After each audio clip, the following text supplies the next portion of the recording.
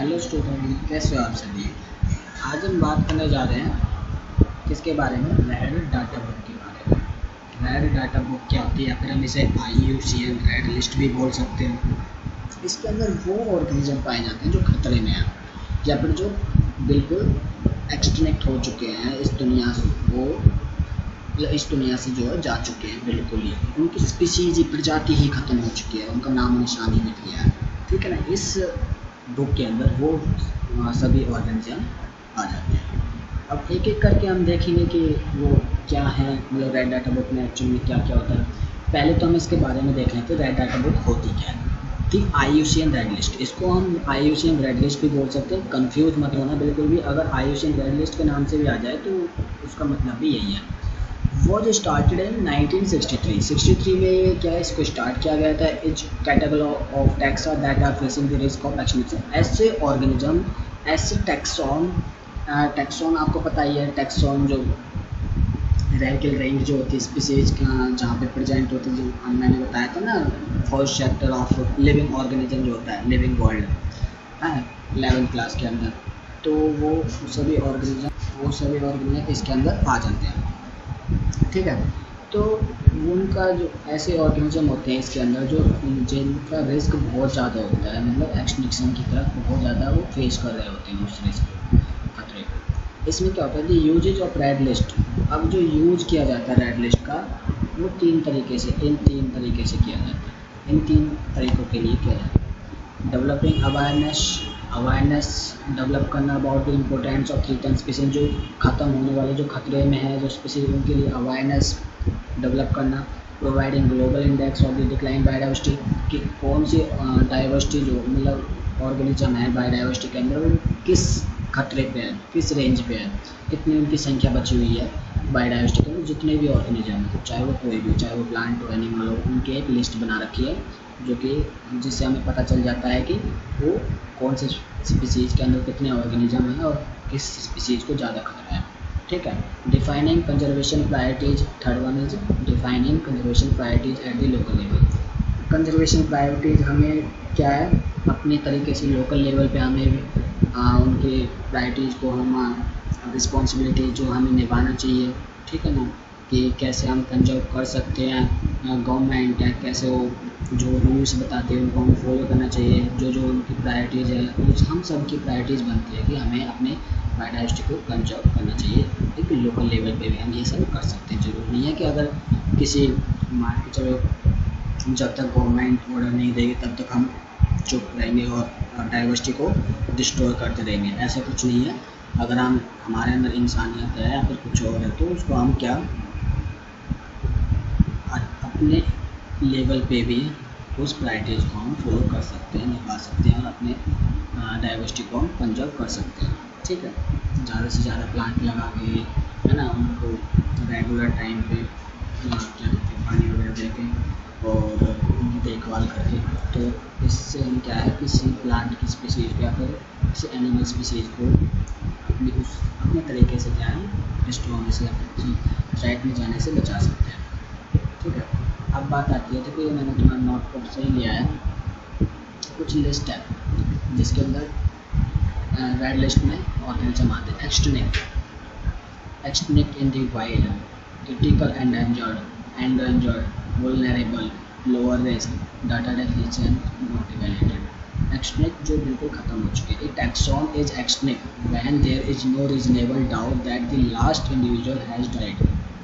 अब कोई एक प्रजाति है तो उसका सिर्फ एक ऑर्गेनिज्म बचा है, अगर वो भी मर गया तो क्या होगा, उस प्रजाति के ऑर्गेनिज्म बिल्कुल ख़त्म हो चुके होंगे। वहाँ पे कोई भी ऑर्गेनिज्म वहाँ पे सर्वाइव नहीं कर रहा होगा उस स्पीसीज का।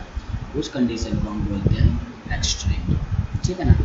अब एक्सटिंक्ट इन द वाइल्ड से एक्सटिंक्ट होना, लेकिन और जगह पे है, मतलब नेशनल पार्क है, जो कुछ हम रिकॉर्ड रखते हैं ऑर्गेनिज्म का, नेशनल पार्क में, बॉटनिकल गार्डन में, जूलॉजिकल पार्क में है, कुछ डाइवर्सिटी जो अलग तरीके से प्रोटेक्ट की जा रही है, उनको छोड़ के वो वाइल्ड से ख़त्म हो चुके हैं। ये taxon is extinct in the wild when exhaustive surveillance is non in non and और एक्सपेक्टेड हैबिटेट्स। जहाँ जो उनका हैबिटाट था, जो उनका रहने का स्थान था, वहाँ से ख़त्म हो चुके हैं। Have failed to record an individual, वहाँ पे कोई ऑर्गेनिज्म नहीं है, ठीक है ना। बट जो प्रोटेक्टेड एरियाज है वहाँ पे वो मिल सकते हैं, बट वाइल्ड से वो बिल्कुल ख़त्म हो चुके हैं, नाम निशान खत्म हो गया। Critical endangered, A taxon is critically endangered when it is facing an extremely high risk of extinction, मतलब जिसे बहुत ज़्यादा खतरा होता है किसी भी मतलब जैसे मान चलो कि किसी ऑर्गेनिज्म के अंदर पूरी प्रजाति के कंप्लीट स्पीसीज के अंदर कुछ ही ऑर्गेनिज्म 10-15 कुछ ही ऑर्गेनिज्म बचे, 1000 तक बचे हों, उसको हम एंडेंजर क्रिटिकल एंडेंजर में रखते हैं, ठीक है ना। जो कि वो तुरंत ही नेक्स्ट मतलब आने वाले समय में क्या है, इमीडिएट फ्यूचर में वो ख़त्म होने वाले हैं, ठीक है। Endangered, A taxon is endangered when it is not critical endangered but facing a very high risk of extinction। Risk तो होता है बट इतना नहीं होता, मतलब क्रिटिकल की तरह नहीं होता इसमें, वो कुछ समय के, इसमें तो इमीडिएट फ्यूचर और इसमें नियर फ्यूचर आ जाता है, ठीक है ना। ये टर्म्स जो है याद रखना, मिलिट्री पर्पस से बहुत ज़्यादा इम्पोर्टेंट है, ठीक है।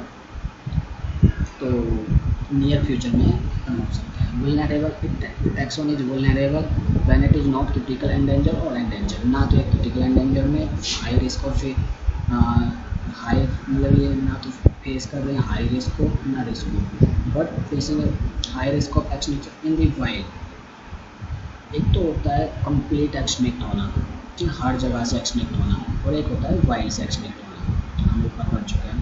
तो इसमें कंप्लीट एक्सटिंक्ट होने का खतरा तो नहीं है, बट जो है वाइल्ड से खतरा रहता है, हाई रिस्क रहता है कि वाइल्ड से जल्दी ही ख़त्म हो जाएंगे मीडियम टर्म फ्यूचर में, ठीक है। Lower risk, a taxon is lower risk when it is has been evaluated and does not satisfy the critical for critical endanger और वुलनरेबल। लोअर रिस्क में वो ऑर्गेनिज्म आते हैं जो मतलब उनको इवैल्यूएट तो कर लिया गया है, लेकिन ये कंफर्म नहीं है कि वो क्रिटिकल में है या फिर क्रिटिकल एंडेंजर्ड में, या फिर एंडेंजर्ड या फिर वुलनरेबल में। उनके लिए वो क्राइटेरिया जो है अभी सेटिस्फाई नहीं होता है, ठीक है ना, इसलिए उनको लोअर रिस्क में डाला जाता है, ठीक है। Data deficient, taxon is data deficient when there is inadequate information to make a direct or indirect assessment of the its risk of extinction. Data deficient मतलब कुछ कमी आना, कि अपने डाटा में कुछ कमी आना, हमें पता नहीं लग पा रहा है कि कितने ऑर्गेनिज्म इस लिस्ट के अंदर हैं जो कि एक्सटिंक्शन की रेट पे हैं, ठीक है ना। वो इन्फॉर्मेशन हमें कंप्लीट नहीं मिल पाती है ऑर्गेनिज्म के बारे में। नॉट इवैल्यूएटेड के अंदर वो टैक्सोन आ जाते हैं जहाँ पे जिनके अगेंस्ट कोई क्राइटेरिया ही नहीं है, कोई एनालिसिस ही नहीं हुई है, कोई इवैल्यूएशन ही नहीं हुआ है, कुछ पता ही नहीं है इस टैक्सोन में कितने ऑर्गेनिज्म हैं कितने नहीं हैं, कहाँ पे प्रेजेंट है, उनका कोई डाटा नहीं होता, ठीक है ना। वो नॉट इवैल्यूएटेड के अंदर आ जाते हैं। अब कुछ और टर्म हैं जिसके थ्री टैंड, एंडेंजर्ड और वुलनरेबल, ये हमने बात कर चुका हूँ इनके बारे में। तो थ्री टैंड के बारे में देखते हैं कि क्या होता है। The term is used in context with conservation of species को कंजर्व करना, ठीक है ना।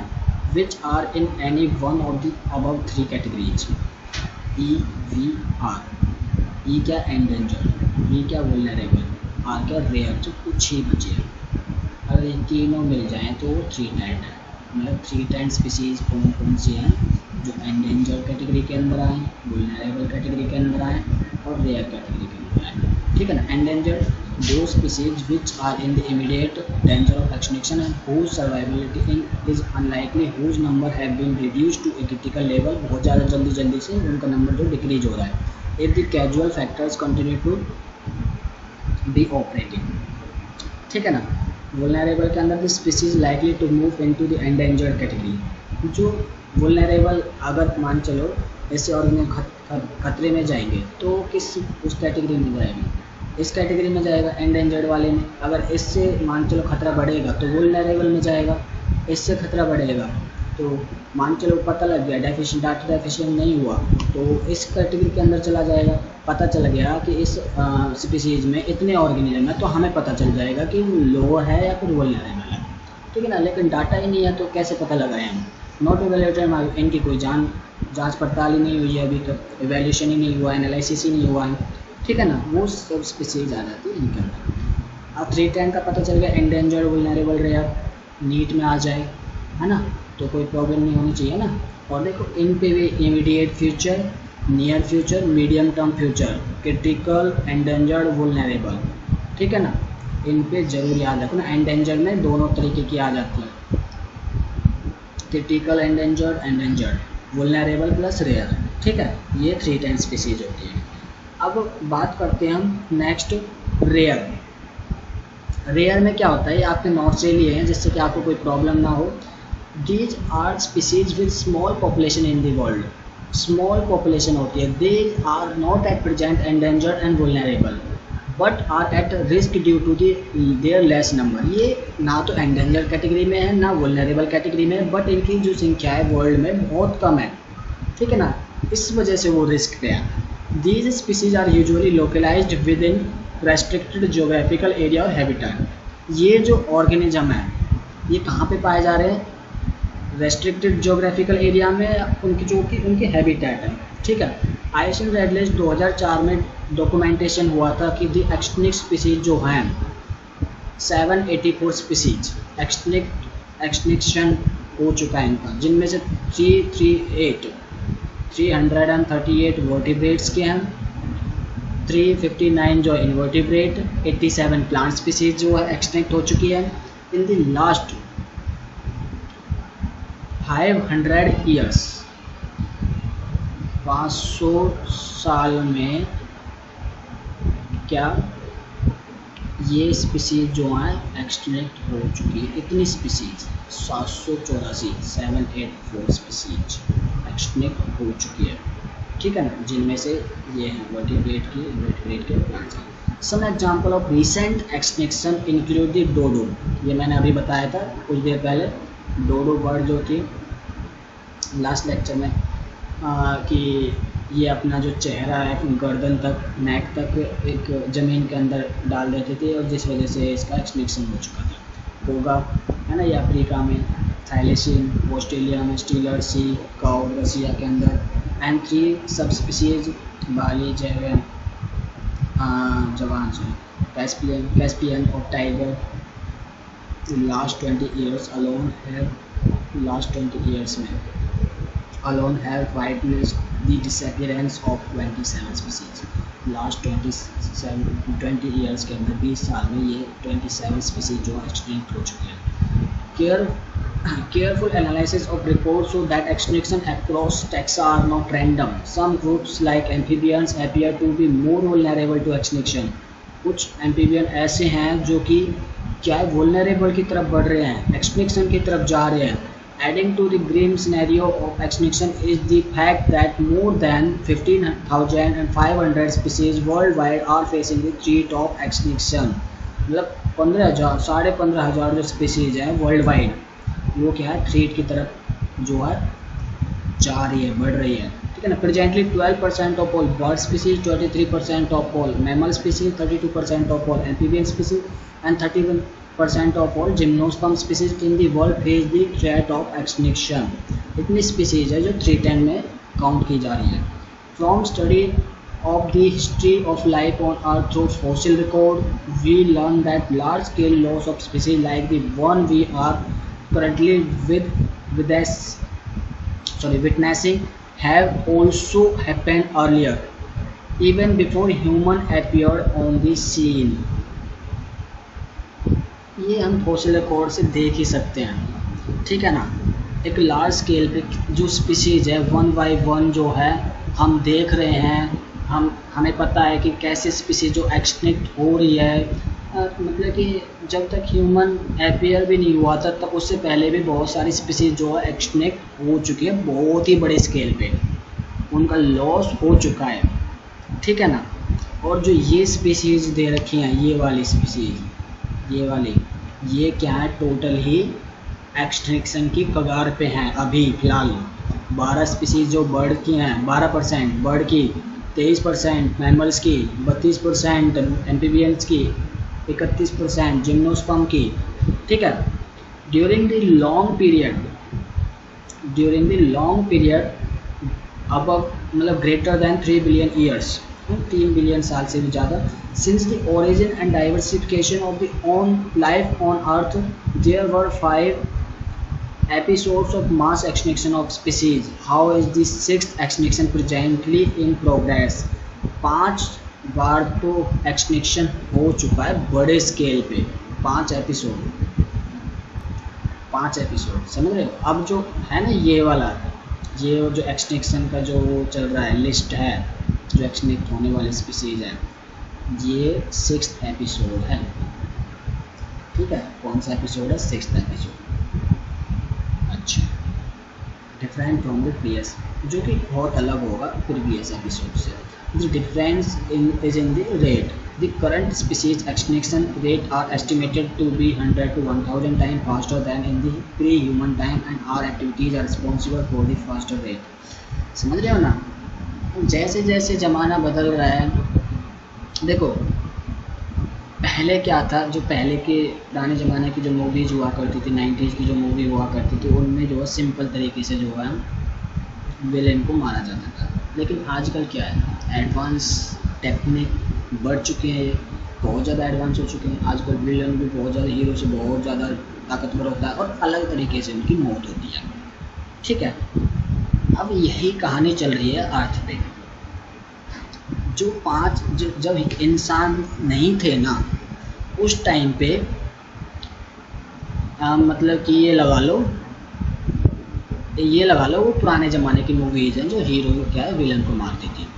लेकिन अब हमारी एक्टिविटी के कारण, हमारी वजह से, हमारी जो रिस्पॉन्सिबिलिटी है, जो हम जो एक्टिविटीज़ करते हैं, हम जो इंसान एक्टिविटीज़ करते हैं, ठीक है, हमारे जो अब फ़िलहाल के जो कर्म हैं वो क्या कर रहे हैं, इस दुनिया को, मतलब बहुत सारी स्पीशीज को एक्सटिंक्ट होने के लिए, जहाँ 100 की स्पीड थी ना, वहाँ पे वो 1000 गुना ज़्यादा हो गई है, ठीक है, 1000 गुना ज़्यादा हो गई है।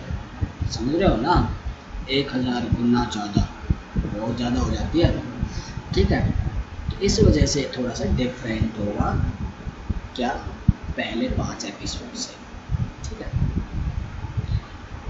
Ecologists warn that if the present trends continue, nearly half of all the species on Earth might be wiped out within the next 100 years.